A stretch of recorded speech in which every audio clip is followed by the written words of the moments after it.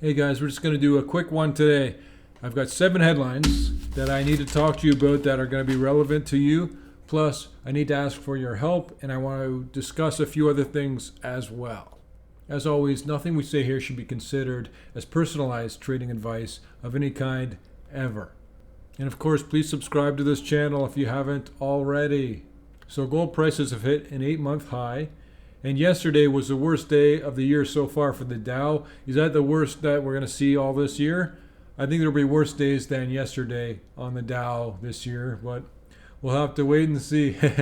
But gold has hit an 8-month high and it's holding up really strongly. A lot of that was because of the tensions in Ukraine and Russia.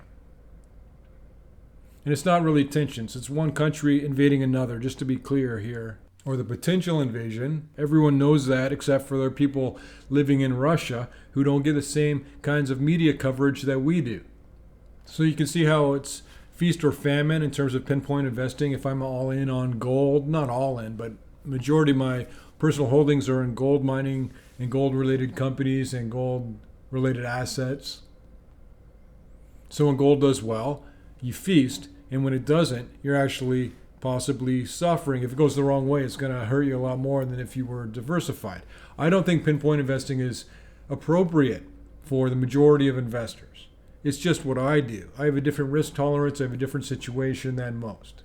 But I also think that gold prices have a lot higher to go, and I've thought this for a while. I was a bit early on this, but I do believe that gold is going to climb a lot, as you guys know, and when it does, the profit margins of the gold mining companies are going to balloon. And gold's about $1,900. I do believe it's going to break through 2,000, and I've believed that before, and then it did. And I thought that once it broke through 2,000, it would just not even look back. But apparently it did look back. But I do expect it to climb up past $2,000 an ounce, US dollars, and I think that it'll strongly climb from that point going forward. But the one stock I want to talk about here, the one I tell you guys all the time that I am invested in personally, and I suggest for anyone wanting to get into the gold markets, if they don't want to look into the smaller players that might have more upside if you get them when they're earlier. One of the ones that I always like is Barrick Gold. And this is a company that has been increasing a lot as gold prices increased. But the gains we've seen in recent days include an 8% gain in one day at one point. And also, it's not just the price of gold, it's that they're making more money than was expected. Also, their outlook is very positive going forward, and then they also got the benefit of the gold prices increasing because of the invasion of Ukraine, or the potential invasion, and Barrick Gold also increased its dividend. Now, you know how I tell you about the gold to silver ratio? It should be closer to 35 to 45 in there, give or take, but right now it's at about 80. It takes 80 ounces of silver to buy 1 ounce of gold. And I always tell you that's going to normalize, but it could take years and years and years. It'll do it slowly. But what happens is you'll see the price of gold go up 1%, the price of silver go up 1.5%. And then maybe the price of gold drops 1%, and the price of silver only drops 0.5%. So gradually, incrementally, it will slowly perform better than gold as it normalizes to a more realistic and historically relevant ratio of the number of ounces it takes of silver to buy 1 ounce of gold. However, you can see when there's a risk trade, I tell you that gold is nature's insurance. So things like outbreaks of war, a lot of money goes into flight to safety assets such as gold. And that's why you can see over a lot of the current conflicts going on with the invasion of Ukraine by Russia, or the potential invasion, but right now it's just potential, thank goodness, but it probably will become an actual invasion of a independent sovereign nation. That's when you see the price of gold increase by more than the price of silver. Gold is mainly a precious metal and a flight to safety asset, but it is used in some industrial applications. But silver is thought of more of a hybrid metal, part industrial, part precious metal. So when there's a flight to safety, people don't go into things like silver, you go into things like gold. And keep in mind that there's a potential risk backwash in terms of both precious metals and in terms of oil. If the tensions calm down a bit, there may be a significant drop in the price of oil or the price of gold if it seems that there won't be an invasion. Just keep that in mind. You don't want to reach too far one way expecting something and that doesn't happen, because no one knows if this invasion of a sovereign nation, independent sovereign nation, is going to happen or not. It's just looking like it's going to. Now, before we get to the headlines, I want to ask for your help. We are rebranding the Peter Leeds brand, as you know. We're just keeping it the same by tweaking a few things. I'm trying to find a way to explain under one umbrella what it is that I do, what it is that I talk about. So please give me your best opinions of that, maybe in the comments below this video. I talk about penny stocks, sure, but I talk about blue chip stocks, macroeconomic events as well, oil, gold, all sorts of stuff. We've got training courses. We've got the world famous peterleeds.com newsletter. So how would you describe me? And don't pick on me. Don't make stupid jokes, please. I don't like that kind of stuff. If you have a valuable opinion, I'd love to hear from you guys. You guys, I'm doing a lot of stuff for you guys and with you guys. I'm taking my lead from where you guys think I should be going. How would you describe what it is that we have and do and how we help you in a elevator ride with somebody that you just met 2 minutes ago? Or how would you describe what is the concept of Peter Leeds all about? So let's get to the headlines. Shares of metaverse company Roblox plummet after missing fourth quarter expectations.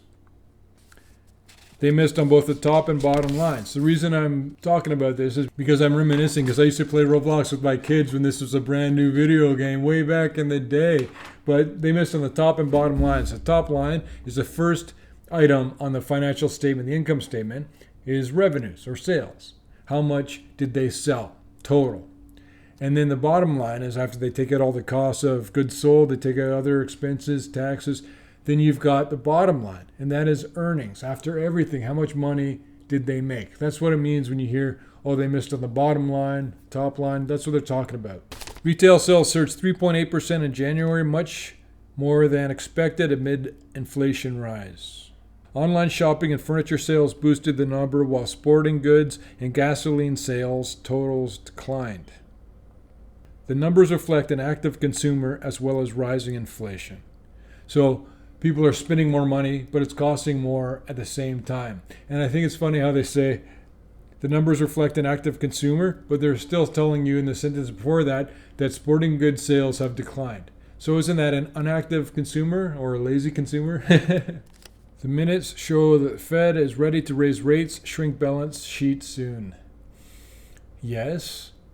I'm glad they're catching up with us. I've been telling you that for ages. This is what has to happen. And that's why you can watch it happening all around the world now. There's a lot of countries raising rates. We're not so unique and special here, okay? You can't just run a country by just generating fake money, paper money, just creating more money. You can do it for a while, but it'll catch up to you. And that's what we're seeing now. You kick the can down the road, and eventually the can gets too big to kick. Putin's threats against Ukraine could reinvigorate the U.S. oil and gas industry. Right, it's pretty straightforward macroeconomic events. Price of oil, just like the price of gold, goes up. That's more with oil. The price rises because of uncertainty. And by the way, I want to say something about this. I always tell you the worst thing for a stock market, worse than bad news, is uncertainty. And there's more uncertainty surrounding this invasion of Ukraine, possible invasion of Ukraine, by an aggressor. There's more uncertainty around whether or not he's going to actually invade. That is roiling the markets. It's going to keep putting things like gold prices higher and oil prices higher, or at least holding them high until we get to a resolution. Real estate is the most zombified sector, and rate hikes will be a big risk, says consultancy. I hope they didn't pay this consultancy too much to tell you what a kid in grade 8 could tell you. There's a big risk of real estate companies filing for insolvency when interest rates rise, says Niels Culwin of consulting firm Kearney. Well, listen, let me say it to you this way. There's a big risk of real estate companies filing for insolvency when interest rates rise. It's a lot more than just real estate companies. And this is what I'm telling you. Insolvency is the same as bankruptcy, is the same as defaults. There's a lot of money that's going to have to be paid that won't be able to be paid once interest rates increase. The real estate sector has the highest absolute number of zombie companies and the highest share of zombie companies in 2020. And that could surge if rates double, said Colwyn. Rates are going to do a lot more than double. So you tell me what you think is going to happen with all of these people who are overly leveraged, all these companies that are overly leveraged, there's all these municipalities, the federal government, with interest rates increasing. So much of this debt bomb that is floating over our shoulders every day is going to be problematic. It's not rocket science. It's completely, clearly identifiable. You're going to be watching all of these defaults. It's going to be a tsunami. Okay, I got two more headlines, and I was just going to read one. I'm going to do that last because it's the big one. First, I'm going to tell you the average size of new mortgage just set a record as home prices continue to climb. This, again, is another pressure leading into more defaults and bankruptcies because people are buying more houses than they can afford, and that's at really low interest rates. Meanwhile, prices of homes are increasing. There's too low of an inventory, and even to build new homes is costing more because the costs of the lumber, the costs of all the wiring that goes into a house, the bricks, everything. Inflation is making everything cost more, and you're seeing that in the price of newly built homes. And I told you before, I talked to my buddy, him and his brother. They do construction. They build houses and subdivisions. And I said, what happens with all these higher costs? He goes, we just eat it. We just take the hit of tens of thousands of dollars more just for the materials they put into the house. And that was back then. But I don't think that they take the hit anymore because it's getting to be too much. It's just that houses, when they build them now, will cost more. They have to keep their business solvent, so they have to pass the prices on to the consumer being the individual that buys the home that they just built. And now here's the one I wanted to talk about the most. Moderna CEO says it's reasonable to think the pandemic may be in its final stages. Great news, but what did I tell you? When the focus shifts from everybody looking at this thing that is such a big concern, and it goes away from that, and no one's talking about the pandemic anymore, when it's sort of behind us, when there's fatigue and no one wants to hear about it anymore. It's like these trucker protests just down the road here and in Ottawa as well. The thing is that the pandemic on its own, all the stuff that they're fighting for, it's all going to fade away on its own. You're not going to have mask mandates and vaccination mandates pretty soon, a few months down the road. And so they're fighting for something that it's going to happen either way. So they're wasting their time, if you ask me, and they're costing the Canadian American economy a few bucks in the meantime.